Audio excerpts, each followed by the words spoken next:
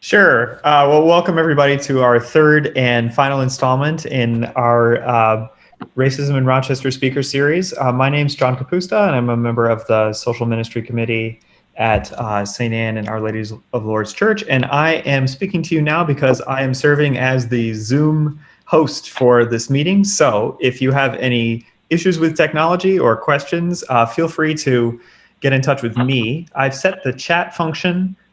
You've probably all used Zoom before, and I know most of you have joined us in the past, so this is redundant. But there is a chat function at the bottom of your window. You should see a little button that says chat, so you can tap on that. And I've set it so that you can only message me, the host. So you can do that either to ask a question from me, or hopefully you will come up with some questions that you'd like to ask our speaker. And if you do, please do feel free to share those via the chat, and I can relay them later in the question and answer session. Alternatively, if you're more comfortable and prefer, you can also ask your question live and in person, or not in person, live and over Zoom at the end of the presentation. So without further ado, I'll hand things back to John McDermott, who will introduce our speaker. Good evening again, everybody. It's great to have everyone back for this third installment of our series on racism in Rochester. This was originally to be a 5-part series starting last March, but was interrupted by the pandemic, and we're now picking up the final 3 talks from that.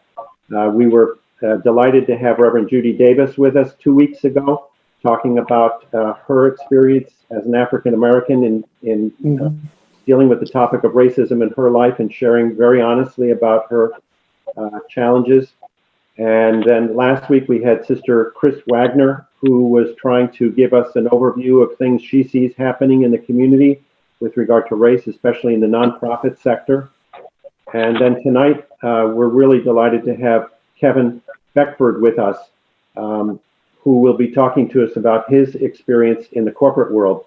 Kevin is currently the Senior Director of Staff Diversity, Equity, and Inclusion at the University of Rochester. So it gives him pretty broad scope on this.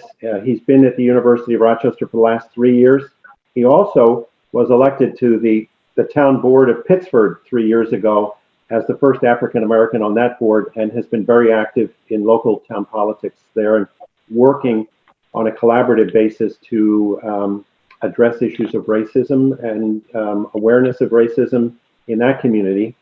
Prior to that, I'm very happy to say I first met Kevin about 20 years ago when we were both colleagues at Eastman Kodak, working together on different projects. I don't know if you remember that, Kevin, but I do.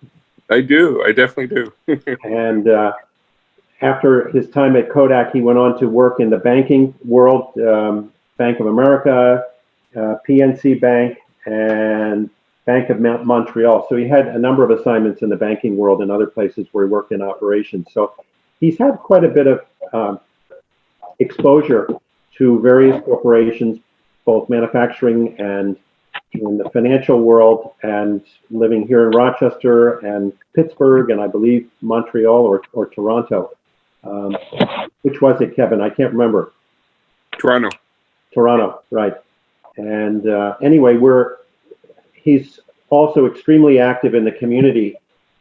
Even as we speak, he's been working with 3 local organizations to help them identify, to do assessments on their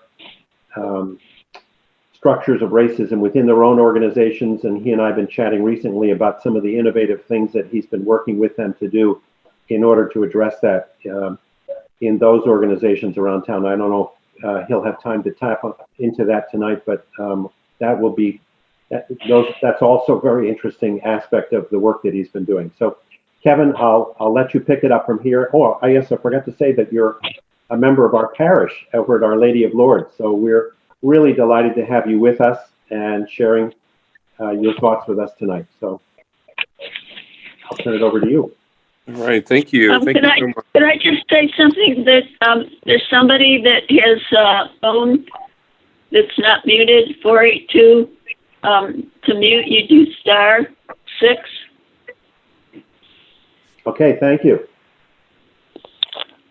So John, if you could, and the host John, Yeah, in the chat section, if you could click on that and share. That's just a short 5-minute video that has just kids that are talking a little bit about race and what it means to them, and it's going to be a little bit of I'll be leveraging that when I have my discussion today, and it's just a short. I was going to do that myself, but I can't do that. Well, actually, I guess I could do that from my phone, can I? Unless if you're able to do that, it'd be great. It's only 5 minutes. Sure, I can do that, no problem. Okay, thanks.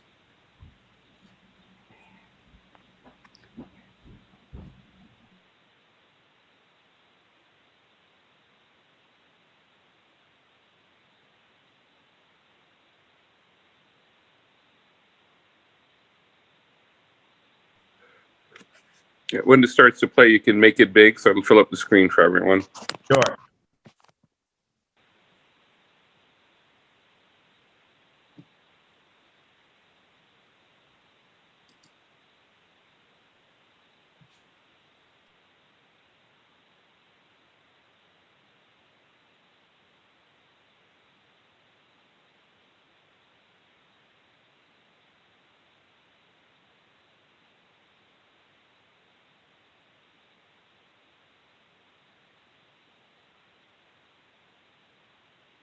Basically, like a large part of a race feels that they're superior to another race, and so not only do they believe that, but they act on it. Examples would be in class. Sometimes I'd be the only black kid, and we read a book like, I don't know, Huck Finn, and then there's that uncomfortable moment, the magic word come up, and people would look at you and like, what's his reaction and things like that. I was walking home from school with this one white girl.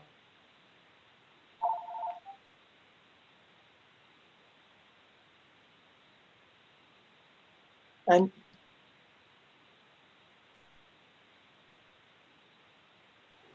Hey, John, looks like it's frozen. and I'm hoping that I'm not being heard. And I had a teacher come up to me and say, you should take it off because it looks gang affiliated. I've been in situations where, I had to cross the street because I didn't want Is to it okay right now? the white lady that was walking. It's I good. would actually, Yep. it would get to the point where I would It's start to good. count how many times a woman would clutch her bag. When I was 16, I was leaving my mom's house in my pajamas, which had snowmen on them, with my brother, and we were actually stopped by the police rather aggressively. I've been stopped by the cops on my way between classes, because we have two separate buildings, walking from one building to the other building, as my white students in the same class walk by me. It's kind of upsetting because we live in a world where my mom has to be afraid when I walk outside from the people that are like meant to protect me. And I don't like when my mother feels like that. I love my mother. I want her to always be happy. I walk tall, I keep my head up, very, try to be very articulate and polite. And so, of course, I was like, okay, I'm going to be fine because I act a certain way. And of course, that has absolutely nothing to do with it. The way people perceive you, is not up to you. My parents taught me, cops are your friends. You're supposed to, they're here to protect you. But all I'm seeing is the opposite. So how can I not be afraid when I feel like I'm being hunted? When I feel like I'm there to fill a quota. We are in a so-called free society. And as a black man, we literally don't feel free. We don't know what freedom is. Every time we're killed, the first thing you see on the news is, criminal record. Or something like that. So from the second the bullet hits us, already we're starting to be dehumanized. With black people like myself, we don't get as many chances as they do. So you have to be aware and you have to watch out and you can't mess up. This was an extremely emotionally taxing process for me in terms of coming to terms with maybe the nature of racism in my own life and in this country and in this world. And if you wait until somebody is 12, 13, and 14 to put that on them, it can be really difficult. My dad, he's just like the honest one. He's like, listen, son, like there are things in this world, like you kind of have to watch out. He doesn't want me to live in fear, but he wants me to be aware. I want people to know that I'm perfectly fine and I'm not gonna hurt anybody or do anything bad. I should be judged about like who I am and like and what kind of person I am. My parents would tell me, especially my mom, she would tell me, you have to endure, you have to muscle through it. And this is no different.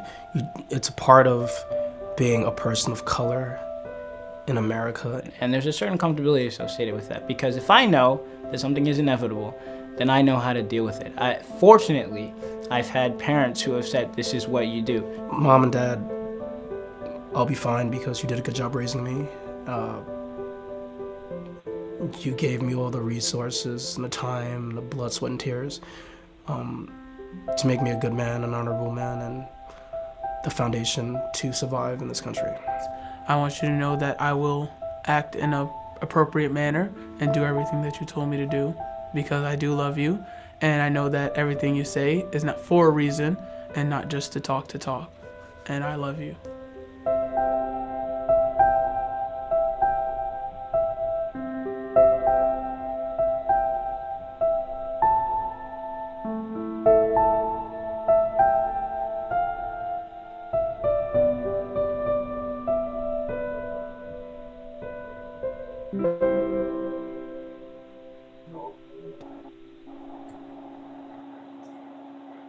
Okay, thank you, John.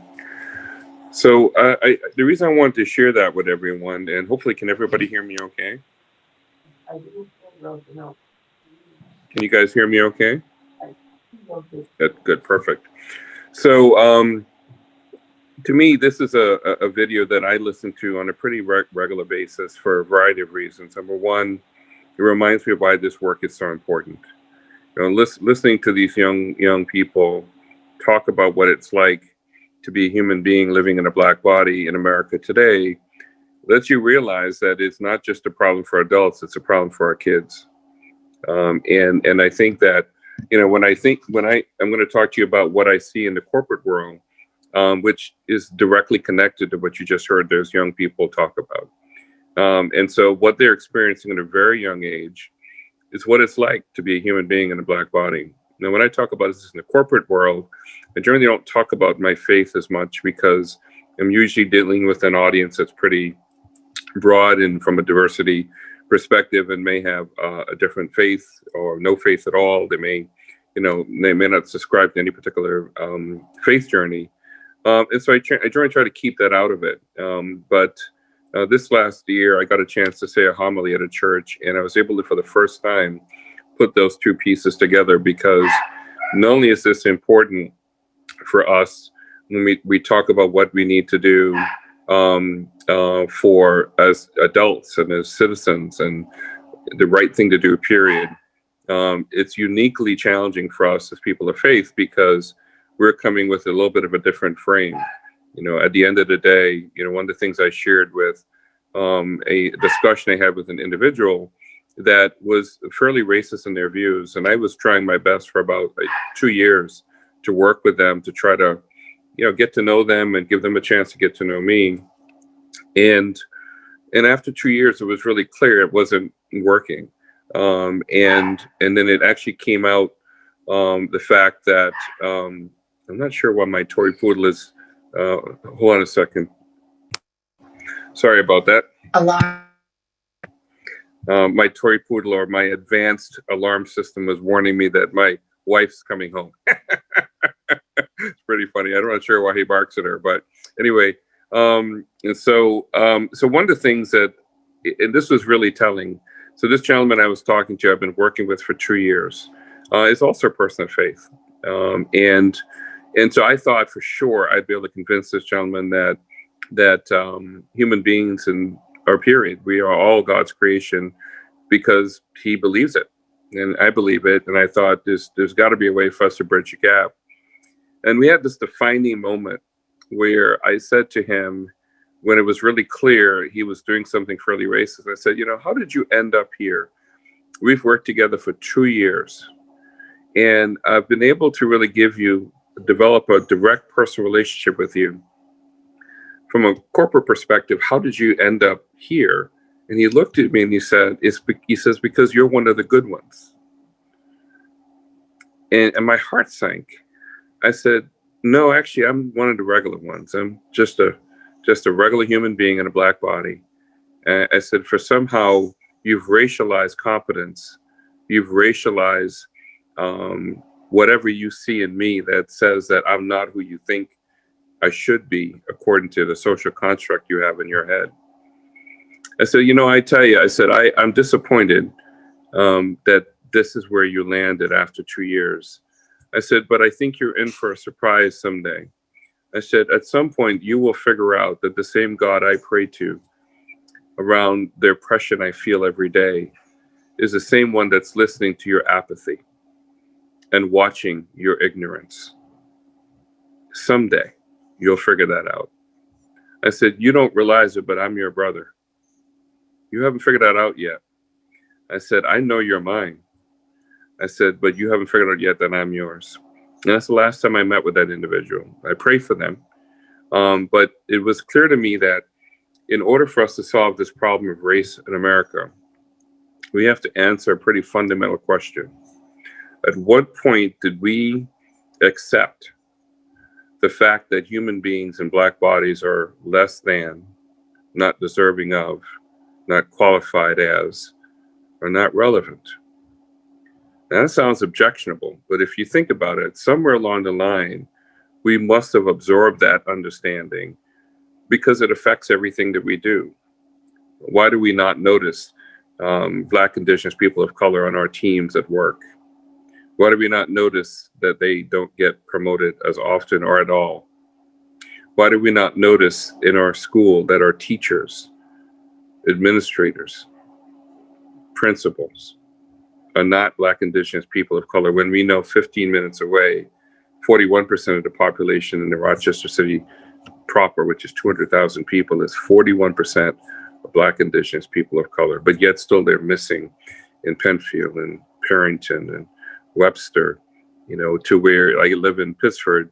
And in all of the, 30 years that my wife, when she went to school 30 years ago, there was one Black, Indigenous person of color in teaching administration. 30 years later, still one. How is it that that goes by unnoticed unless there's an absorption of that social construct that says that's okay? And what does that do to our kids? It indoctrinates them from early on to say that we're not relevant, don't either work hard enough, don't deserve to, not relevant at all. And then when I run into people like me in the corporate workplace, when I have difficulty getting a white person to that has lived that sort of sheltered life that we've created for ourselves, right? They have difficulty taking instruction from me. And I'll share with you a perfect example of that. I was promoted from overseeing an IT group at one plant, was moved to a second plant to do the same thing because a prior leader couldn't get it done. So they actually let him go from the company and asked me to come in to get it fixed. I had an individual in his mid-30s on my team that would not take instruction from me, fought me every step of the way. So I pulled him in my office and I said to him, "What's going on?" I said, "I don't know you, you don't know me, but here we are. Every time I make a decision in the group meeting, you're pushing back, and it's obvious to folks that you're just doing it because you don't appear to have any respect for me, and I'm not sure why." And he had a hard time explaining why. And then finally I said, "I'm going to give you immunity for the next 30 minutes because I'm desperate to understand why. Because right now," I said, "don't take my calm demeanor to suggest that I will not take action and removing you from this group." I said, "I respect you, but I demand respect in return." And he finally said to me, he says, "Well, I've never worked for a Black person before. That's the problem." I said, "Well, you got to go deeper. First of all, thank you for telling me that, because that must have been difficult. But I'd like you to tell me, what does that mean for you? Because clearly it means something to you that affects how you treat me. Because I was Black on Friday, I'll be Black on Monday, and I think I'm okay. I think I'm a cool guy. So I'm not sure why that's a problem for you." And he says, "Well, it's because I think you're a token." I said, "Okay." I said, "Now we're getting somewhere." So in other words, that someone had to check a box for me to get this role, that they hired me because they needed a Black person. He said, "Yeah." I said, "Well, what about the other roles I had prior to this, that when they made the announcement of me taking over this group, They talked about my other roles that I had in my career with the company. How did those inform you? And he says, well, you were token for those too. I said, okay. I said, this makes perfect sense to me now. So the reason why you're having difficulty taking direction from me is because you don't believe I earned the right to be in this role. He says, yes. I said, okay. I said, all right, well, let's do this. I said, I'm going to give you my org chart for my last role that I served in. You can call anybody on that list, either my directs, their directs, or the client area, and to see whether or not what their thoughts are on and how do they feel about me.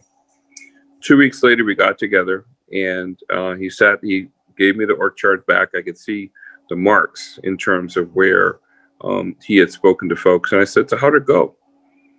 He says, well, they said, you're the real deal. They miss you, and that I was lucky to have you. I said, okay. I said, good. I said, let's talk about what just happened. I said, I just had to invest 2 weeks into you for you to believe that I was real, that I existed. I said, you've lived your entire life to the where you've never seen me. So therefore, you have a hard time thinking I could be in this role and have earned it the way you earned yours. So you had three choices. I was either a mythical, magical creature you managed to miss your whole life, a black unicorn, or I'm the real deal and you somehow just never saw me, or the one you chose, which is that I'm a fraud. It was easier for you to grasp onto that than the other two. I said, now you know that just because your life did not include me, because you lived in a segregated environment that didn't include me, and when you did, maybe you saw me doing roles that were very less qualified, needed less qualifications, maybe not as stringent in terms of needing certain types of backgrounds or education. So you've racialized competence to where it doesn't include people of color. I said, you need to know that someday you may work for someone you've never worked for before, a woman, this person Hispanic background, or a person, you name it, whatever you want to call it. That does not invalidate their existence. And so it's unfortunate you grew up in a sheltered environment, but that should not make you feel that you actually have the patent on competence, that you are the only holder of intelligence. It just means that that's where you grew up. And so that example is something that has played out in my 25 years in the corporate world, particularly as I've advanced into different roles of responsibility, where I've constantly having to validate my existence to folks that have lived lives similar to what our kids are doing right here in Pittsburgh, that they're growing up not ever seeing a person of color unless they're in the cafeteria, cleaning our buildings. And again, those are valuable jobs and important jobs, but people of color should not be limited to those jobs alone.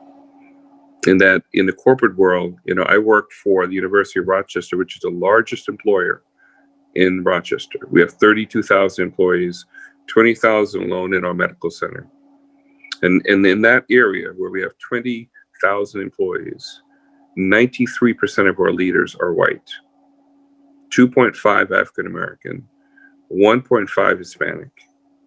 And even when we've broken the barrier for women, where of all of our leaders, 70% are women, which means we are literally blew past the 50% mark of the demographically, as far as how many women are in our society here, by 20%, which sounds good, except when you look a little bit deeper, you realize of the 70% leaders that are women, and actually 70% of all of our leaders are women, so they're the majority of our leaders, and the University Medical Center, 90% are white, 2% are African American, and just under 1.5 are Hispanic. So even when we've broken the barrier for white women, it has not actually opened the door for Black, Indigenous people of color and women. And so until that starts to, first of all, understand that, and so that's a number now we talk about openly at the University of Rochester, because we just made a statement that we're going to try to be an anti-racist culture within 5 years. And so looking at our numbers and understanding where we are today suggests that we've been on a path of inequity that is interwoven with racism, where other groups are making a difference in terms of access to opportunity, with the exception of Black, Indigenous people of color. And so I think that when I saw the George Floyd incident that happened in May, it was not a surprise to me, as horrible as it was to watch. Because Martin Luther King mentioned back in the 60s, he says racism is, if you follow it to its logical end, is genocide. It's the reason why Hitler was able to do what he did. It's the reason why, when you think about Black, Indigenous people of color in America, he would say, if you don't want me to eat lunch with you, you don't want me to go to school with your kids, you don't want me to do X, fill in the blank, at some point you don't want me to breathe. And that's exactly what happened to George Floyd. That we have another human being who was supposed to serve and protect, felt comfortable on camera, broad daylight, with people even telling him to stop, taking the life out of another human being that was not in a position to even resist. It's because that entire experience for that individual doing that, their entire life, they've been getting messages, whether it be in the absence of us or how the justice system has treated human beings in Black bodies, that there would not be a price to pay for that action, because it's happened so many times. And so I think that, the problem of corporate America when it comes to racism is a problem of America. We have to individually not only ask ourselves that question, at what point did we accept the notion that human beings in Black bodies are less than, not deserving of? And as people of God, people of faith, we have an even deeper question to ask ourselves. How did I allow my brother and my sister to be treated that way?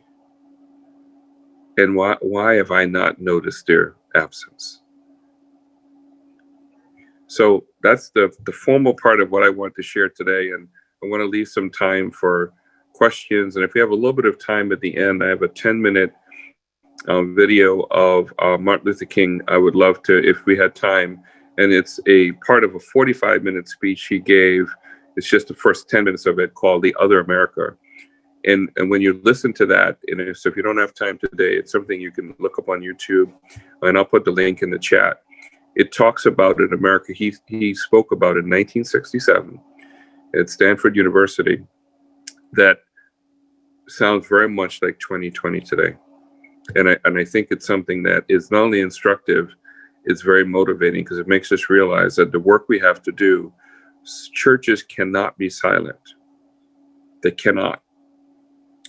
Because this is a fundamental problem in our society that is literally killing our brothers and sisters.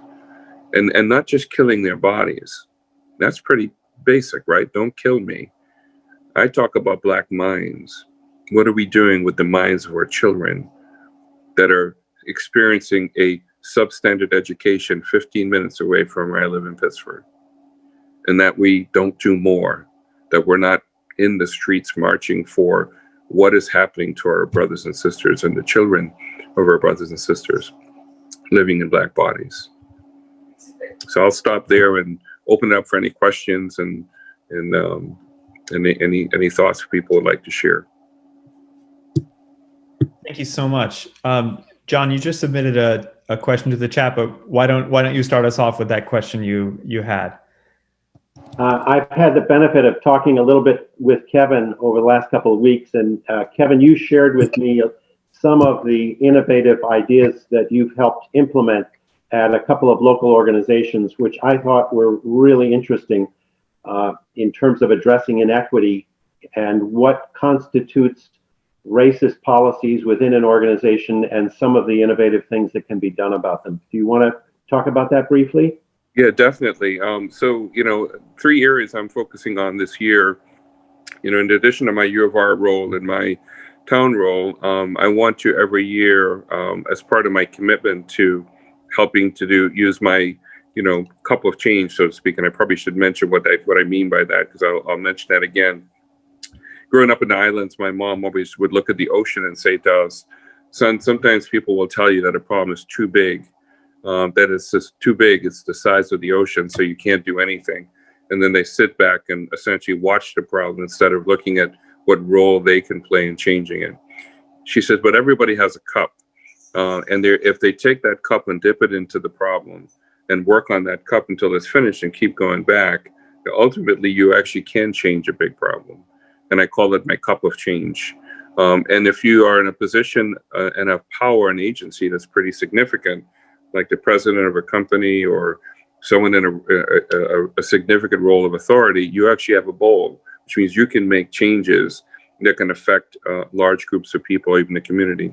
So one of the things I'm trying to do this over the next 12 months is working in the area of transportation, healthcare, and in media. So I have 3 separate companies that I'm and essentially just giving them a certain amount of hours of my time a month, more strategic and guidance, because I don't have the time to certainly work with them more so than meeting with their CEO, their COO, CFO, and all of their senior leaders, and giving them some guidance around how to become a more anti-racist organization. So one of those organizations that I am just so proud of, that they shut their whole company down for about 4 hours. They did like a Starbucks.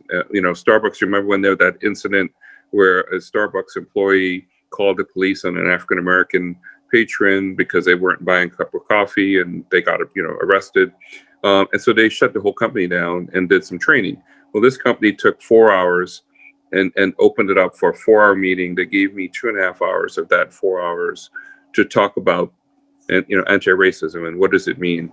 What I did is I had them watch a 55-minute presentation that is normally given by Shane Wiggin, and he did it for an organization I co-founded called the Rochester Anti-Racism Coalition, and he allowed us to upload that presentation so we can share it anytime he's not able to actually do it in person. So I actually had them watch the entire company, the CEO, everyone, right down to their frontline folks. And it basically talks about how we segregated Rochester, and then how the systemic poverty we have today is a product of what we did, 50 years ago. And so that led to a really deep discussion around, well, how does that inform us today? And one of the things we talked about was to say, if we think that what the path that we're on today is one that is heading towards, I call it the land of inequity. And so in doing so, that means that even though our best effort, we talk about programs, we educate on bias and all of these things, but if we haven't done anything different to change the course of where we're heading, then you have very limited outcomes, right? And so one of the thoughts that I brought up was that if you take a look at, to their chief HR officer, all of your employees in this company, and take a look at the ones that are in the lowest end of the pay scale, if you notice that's where your high percentage of Black, Indigenous people of color are, then you actually have part of the problem with you. And so if you do nothing, what will happen is those folks will stay in those jobs. And because you're not paying a livable wage, they don't have a chance to go back and improve themselves. So they will retire that way. And therein lies the next generation of systemic poverty. But if you were to make an anti-racist statement or action to where you're going to pay more of a livable wage to that group, period, like not just now, but forever, that means that you pay them a livable wage and you collapse your overall pay structure so that it's much more reasonable, so that you're not paying exorbitant amount of money to people, $200,000, $300,000, $400,000 when you have people at a poverty wage. You can finance it without actually affecting overall operating costs. So it's a bold statement that says, I'm going to be making a statement where I will no longer pay poverty wages because I know it's contributing towards systemic poverty, which, oh, by the way, when I look at it, is impacting the very Black, Indigenous people of color that we've been doing so for years. And so they actually made a decision to raise their minimum wage for those folks to $16 an hour, plus full benefits, which means that's the equivalent of $19 or so. And it's one of the decisions that they're making to help make a bold anti-racist statement. Now, there's some additional things they're going to start looking at, that will help to sort of take a look at, for example, the demographics of their leadership, which is very light in the area of Black, Indigenous, people of color. So what you do in a case like that is they actually post a job the way they regularly do. The difference is that when you look at referrals, when you look at cultivating who's going to apply, when you post a job normally, if you do nothing, people of course apply. You don't really know who's applying. But what generally happens in companies is that a lot of people apply for these jobs. So then people get overwhelmed with who to pick. So they'll reach out to say, hey, do you have any referrals? Do you have anybody that's applied? And they'll pull them out of the bowl of talent. And if you're dealing with a homogeneous group, they generally are making homogeneous referrals. So one tactic, an anti-racist tactic, is post a job the way you normally do, because that process, nothing's wrong with that by itself. But all of your actions and your cultivation of the networking you're going to do around that job should be in areas where you have a high percentage of Black, Indigenous, people of color. So, for example, for brand new jobs or new hires coming from out of college, you primarily try to source from historically Black colleges or colleges that have a high percentage of people of color. For more experienced hires, then you reach out to Black professional organizations like the National Science of Black Engineers, the Hispanic Society of Engineers. These are professional groups, and they have it for clinical, engineering, technical, scientists, you name it. These are all groups that exist nationally. And so what you do is you cultivate by making sure your job gets to those groups, and then you put in place exploratories to start to get an idea of developing a pool of diverse talent with a specific focus on Black, Indigenous, people of color. So those are the type of actions that traditionally have not been done because people, it's very easy for someone to say, well, if you do that, isn't that racist? And so the answer to that is no. What we're doing today inherently is racist because the outcome is yielding a complete absence of Black, Indigenous, people of color. Because the process we have today is actually getting referrals from a very undiverse group. And so therefore our actions have to really do something to create a course correction. Now at some point, when the critical mass of people are in that group, guess what? That first process then works. Because when you ask for referrals, you're going to get referrals from a diverse group. So eventually that process will become much more less of an outcome that's not equitable because you'll have the critical mass of the diversity that you're looking for. Other questions? Feel free to just unmute yourself and jump in.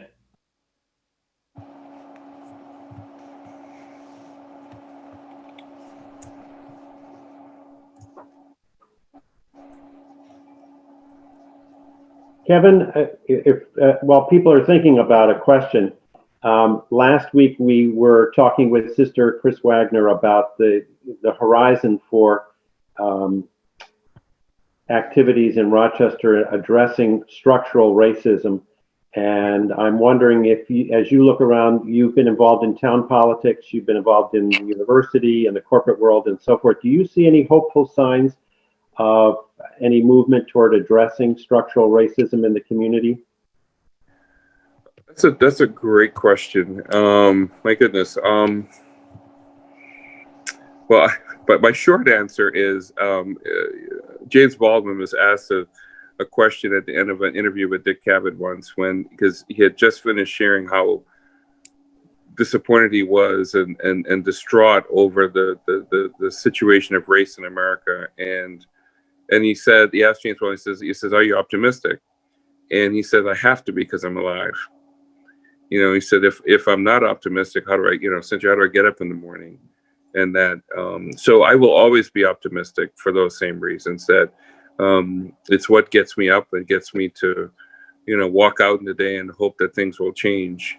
From a practical sense, I am probably more troubled about the lack of leadership courage that I see in the corporate world. When I think about even the organization, my main job at the University of Rochester, when I started talking about race, when I joined them in 2017 in December, and really didn't start talking more about it until probably February, when I started looking at the numbers and realized that that this university that has grown from being maybe the number 10th employer to number 1, because I'd left Rochester for 10 years. I came back and they were the number 1 employer. They weren't when I left. And so they had really grown, and to my surprise, they had grown in such a way that was not that different than where Kodak was when they were at a stage where they were pretty big, where when I worked for Kodak, when I left in 2006, I'll never forget, we were looking at our numbers back then, because I was part of an African-American leadership team back then, that we had about 800 mid and senior level managers. Of those, 26 were Hispanic and African-American men and women. And again, these are managers that make over 100,000 and paid with, bonus and stock and so on. And to see that 10 years later, that there's a different number 1 employer, but what really was the same was the demographics were worse. So I look at the number of employees that make over 100,000 at University of Rochester. I can't actually tell you what that number is that's Hispanic and African American without getting myself in trouble with legal. But I can tell you it is relatively small to the point where it's discouraging. And it's a reason why we see very few people, African Americans specifically, in areas like Pittsford and Brighton, because so few of us are in those ranks. I mean, the number is like embarrassingly low. And that's been allowed to happen because of what I mentioned earlier. Because until we, as individuals, answer that question around when we accepted that construct, it's awfully difficult for us to change. Because it means we're operating from a position of where that's okay, that's normal. So when I first took the role and started looking at the data, I was blown away at how worse it was than when I left 10 years earlier. Different company, different leaders, different people, different industry. And I talked to my Black counterparts at the other companies that were in the new top 10, and their story was the same. And I think what's happening is that we don't have enough CEOs, COs, CFOs, director of operations that have done the personal work that I'm talking about. And now it is changing. There's a gentleman by the name of Frank Sterpoli, who's been meeting on a regular basis every year with groups of senior leaders, CEOs, and actually I'm one of the folks he'll bring in and have a frank discussion with them about race. That I know that it's starting to change. I'll know it's changing when I see people making decisions like the one I mentioned earlier, where I had a CEO for a company reach out to me to say, we saw you leading this particular discussion, we'd like you to help us. And then when I asked them to give me an opportunity to speak with your employees, and they shut the company down. And then, 2 weeks after that, to find out that they're making changes, that gives me hope. But what's missing is large companies like U of R, RGH, Paychecks, and those companies, their CEOs. And so my hope is, quite honestly, and what really incentivized me to do this talk, is that I believe a lot of those folks, believe it or not, have a faith journey. I've not met a CEO yet in Rochester that doesn't go to a church somewhere, and whether it be the Muslim faith or the Christian faith or you name it. And so I think what's missing is that they're not getting the message at work. They're certainly not getting it in their neighborhoods. And the reason being is because our neighborhoods were designed to be fairly segregated. And if you've seen some stuff in the news recently, you understand what I mean by that, where, that when we expanded the suburbs, African Americans were precluded from actually buying those homes. They weren't given loans. They weren't allowed to even buy the homes or even given it free because, like in Pittsford until 1968, we made sure that all of our growth that we went through, we had deed and covenant restrictions in a lot of our properties that made it illegal to sell or even give a house to an African American forever, until it became illegal to do that in 1968. So by the time it became accessible to African Americans in Pittsford, it was unaffordable because their incomes are too low. And so to a large part, CEOs and large companies, these companies with these senior leaders, they're not getting any kind of guidance on a local level in their neighborhoods, their country clubs. So I believe that the normalizing factor is church. I would love to see more churches of all faiths, while they have that captive audience, address racism in the way in which you guys are doing today, and at the pulpit, at the homilies, work groups, men's groups, you name it, to be able to say, let's deal with the core problem of structural institutional racism, which is we have to recognize that it's not enough to pray for, donate to. We need to be an advocate for.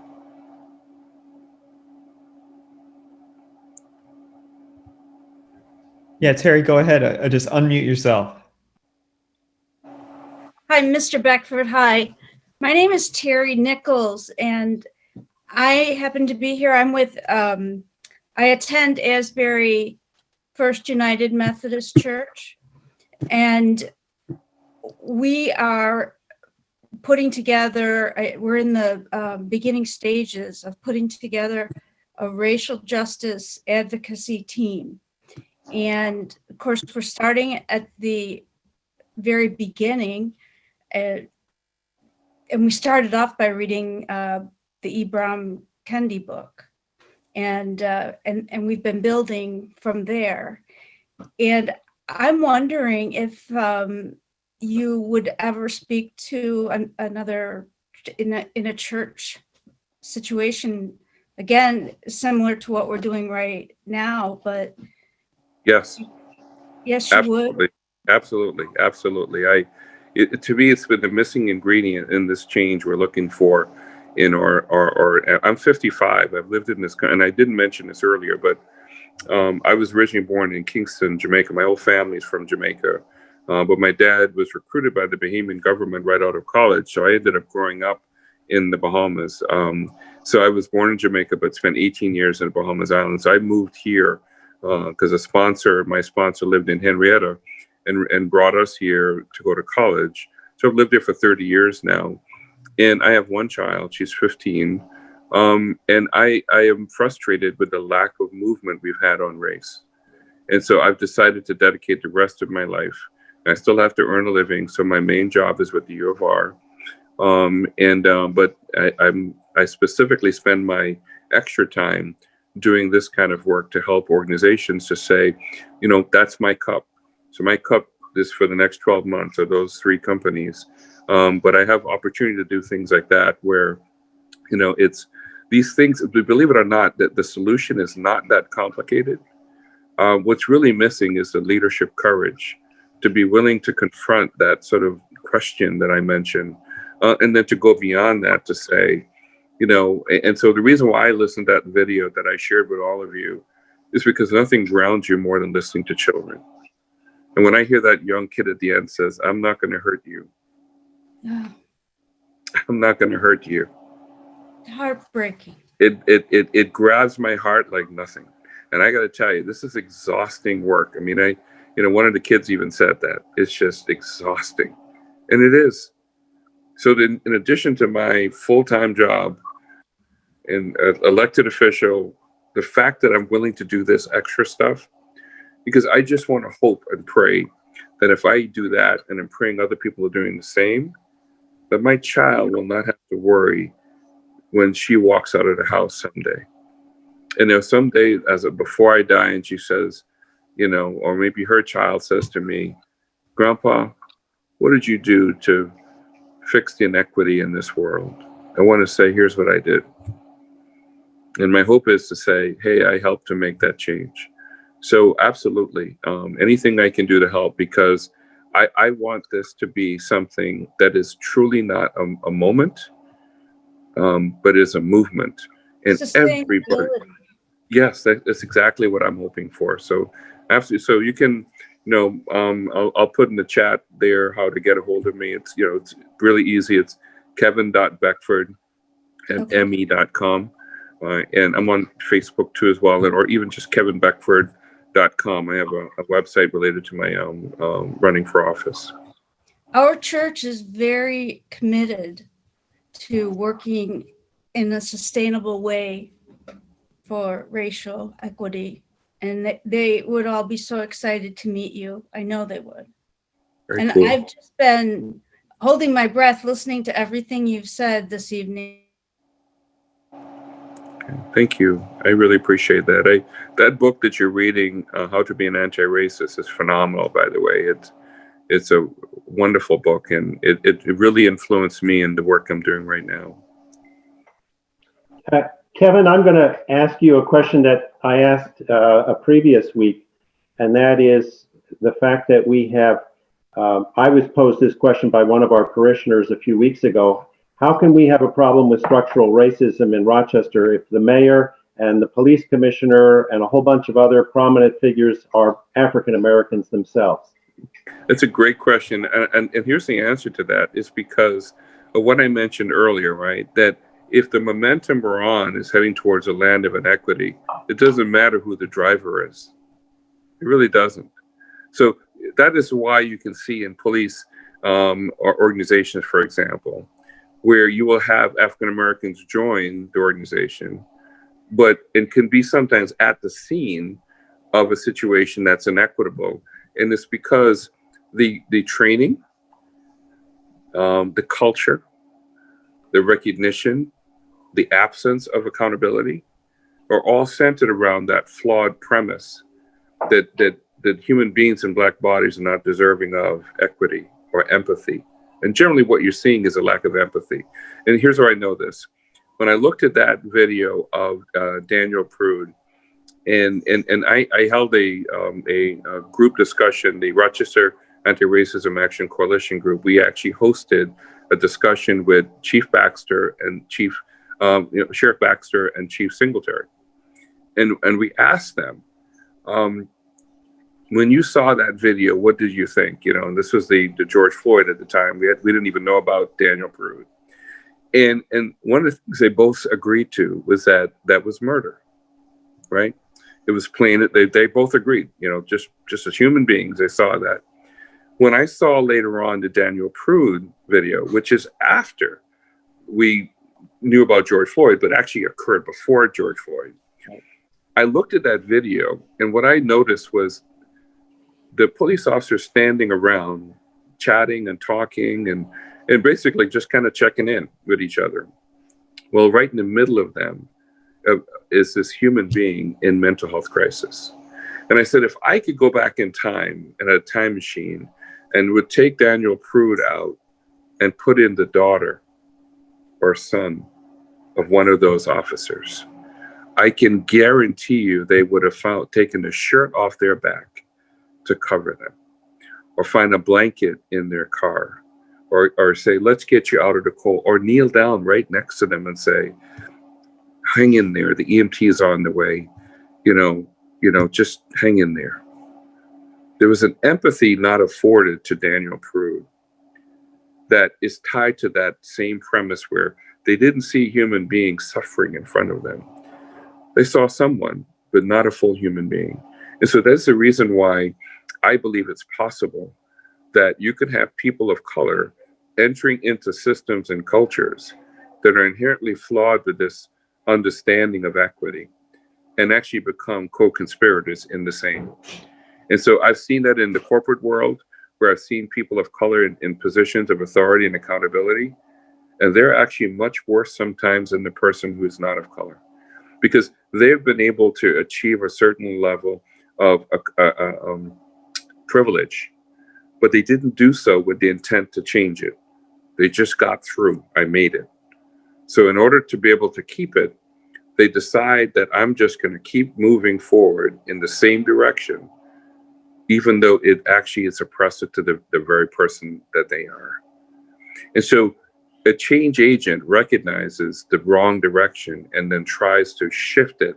That is, and I call it away from the land of inequity to the land of true equity. And so in Ibram Kendi's book, he talks about that the premise behind the racist and anti-racist and non-racist is that an anti-racist is an action-oriented person that's looking to change the course of direction, compared to a non-racist, which is just saying, I don't do that. But you don't have to do anything. If the status quo is inherently racist and inequitable, all you have to do is get in the car and drive. And so, so that to me, that's probably one of the things that optically things can look better. But you know, to me, when I saw police officers on, you know, it didn't matter what their race was, it didn't matter what their gender was. They either saw that as being a lack of empathy or they didn't. And because their culture and mindset doesn't afford empathy towards human beings in Black bodies is the reason why that's able to happen time and time again across this nation, because of the flaw at the early part of the process. Thank you so much, Kevin. As you know, this is our last presentation in a series, and we've had a great turnout each time, and many people coming back. And so we wanted to ask you, while we have you here, what questions you think we should be asking ourselves, both as a group and for those of us who are from St. Anne and Our Lady of Lourdes as a parish, as we think about moving forward, maybe from discussions like this to specific actions. Yeah, I definitely do. My recommendation would be this should be an agenda item or an initiative in any group that you have, right? So, and the reason being is because you need to have workshops to really help to teach people on how do you bring this to your home first? How do you bring this to your neighborhood? How do you bring this to your school board, your town board? And then also, how do you bring this to work?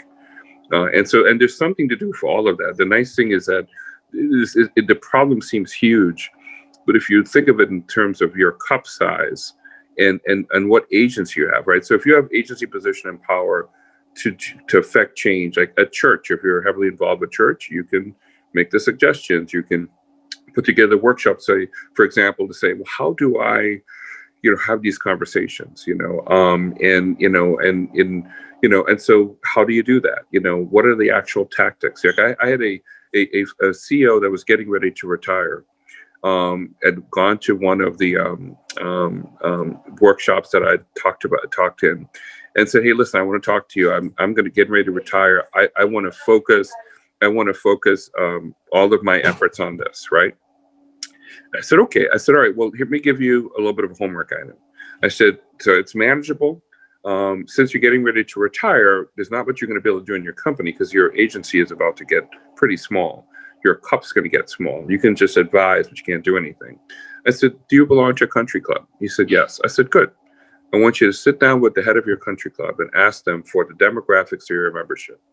And if you find that you have very low percentage of Black, Indigenous people of color, and he interrupted me and says, well, actually, I think I only know 2. I said, okay. I said, so then what you do is you say, how many new members are we bringing every year? I said, say it's 30. I said, what if you dedicated 10 to Black, Indigenous people of color? I said, what that would mean is you have to look at your practice, your policy, and your process. And today you need a $25,000 application fee. Well, because of the systemic issues around pay equity and generational poverty and generational inequity, how many African Americans are sitting with $25,000 they can give you for an application, just to put an application in? I said, so then maybe for those 10, you put in, 5,000 or whatever the amount is to get 10 people, and do that every year. So that now a third of your membership will start to change. And I mean, you could hear a pin drop. And the reason being is because he wasn't ready to do the work. He hadn't dealt with the fact that actually was not what he was ready for. I'm not sure what he was ready for, but I knew right then and there that he had not done this sort of personal work. So I think one thing I would recommend to churches is to have that discussion. It's a pretty basic one, but it's a vital one. It's because people have to look within themselves to realize that, do you really, really believe in true equity? Because what it would mean is that you should not just be objected to a man being killed on the street by his breath being pressed out of his body. It means that you should be objected to the fact that you don't have a neighbor, that your kids are growing up without kids next to them that are Black, Indigenous people of color, that are your brothers and sisters, that you don't demand that your superintendent of schools hire, more African-American teachers, administrators, and principals. And so to me, you have to really get to that. To me, once that is done, in my opinion, the rest of the work is easier, because then now you have masses of people that are saying, it is not okay for me to just go to church and pray for the poor. What are we doing to address poverty? Well, it's easy. You tell your workplace, stop paying poverty wages. You become a voice. When I became a town board member, my first budget I had to vote on, I sat down with our finance director and said, I will not support a budget that pays poverty wages. I said, so what will it take to get folks to this amount of pay? And then we're going to essentially compress our pay scales to make sure that we're going to index it so we never have to go back. No one had ever asked that question before. It cost me $40,000 out of a $20 million budget to address that issue. Forever. Because from here on out, we're going to just keep moving forward. And so I believe that what churches can do is to start having those frank discussions about race, and then challenging us to say, what are the tough discussions that we need to have, and what decisions we need to make. Leadership courage has been the missing ingredient in this cake called change we've been waiting for. Leaders willing to speak, to talk, to act in a way that is rooted in equity. I came to the United States with a suitcase and clothes. That is it. I didn't have a penny in my pocket. 30 years later, I'm living in Pittsburgh, one of the more affluent areas of this town, but I have never forgotten where I came from. And I fight for equity as much now as I did before, even more so now, because I recognize as a town board member, I got a big cup. I can actually pass a law. I can actually bring up a discussion and they can't shut me up. My cup at the University of Rochester is pretty big. It's a university-wide role.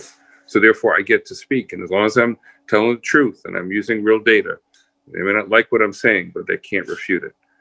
And then what I'm noticing now is there's a critical mass of people that are starting to find their courage, find their voice, and then I'm not the only one speaking.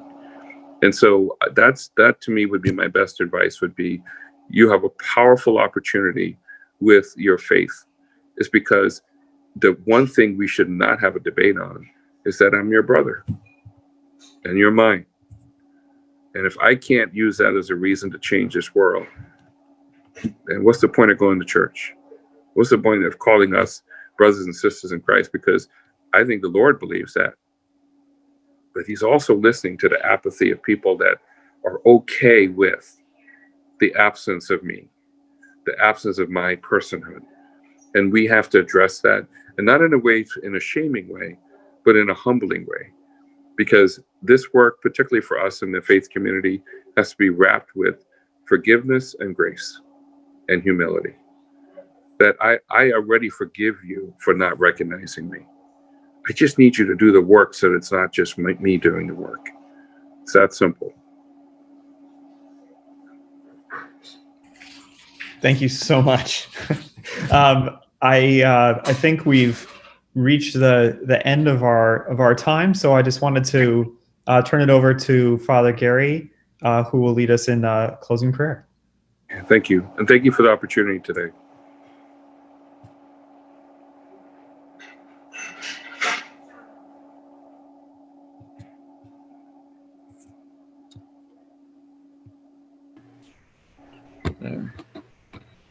Hey, Father Gary, good to see you. Good to see you, Kevin. Thank you very much. I was just thinking as I fumbled around to find the unmute button, there's probably Sundays when people in church wish they had mute buttons that they could hit. But at the beginning of this month, Pope Francis published an encyclical letter on human solidarity, and it's entitled Fratelli Tutti. At the end of it, he has two prayers. Last week, I used the first prayer, and I'd like to use the second prayer. It's very good. In the name of the Father, and the Son, and the Holy Spirit, amen. O God, Trinity of love, from the profound communion of your divine life, pour out upon us a torrent of fraternal love. Grant us the love reflected in the actions of Jesus, in his family of Nazareth, and in the early Christian community. Grant that we Christians may live the gospel discovering Christ in each human being, recognizing him crucified in the sufferings of the abandoned and forgotten of our world, and risen in each brother or sister who makes a new start. Come, Holy Spirit, show us your beauty, reflected in all the peoples of the earth, so that we may discover anew that all are important and all are necessary, different faces of the one humanity that God so loves. Amen. Amen. That was beautiful. Thank you. Well, it was Pope Francis. Thank you again so much, Kevin, and to all of you who joined us this evening. We look forward to continuing this work with you. Please don't hesitate to be in touch. Thank you all so much. It was wonderful. Thank you. Thank you so much. I appreciate the opportunity. Kevin, and I want to thank Reverend Judy Davis, who was with us 2 weeks ago. Thank you again for your contributions. And we're so grateful to all of you for joining us these last several weeks. And please send us your comments about what you liked about the workshop and any suggestions for how we might improve it in the future and ideas for what we also should be doing. I really, really appreciate, Kevin, your answer to that question that we put to you and your challenge back to us to look at our little cup, where we live, and figure out what we can do with it. Thank you. I really appreciate it. God bless everybody. Thank you. God bless you. Okay, bye-bye. Good night, everyone. Good night.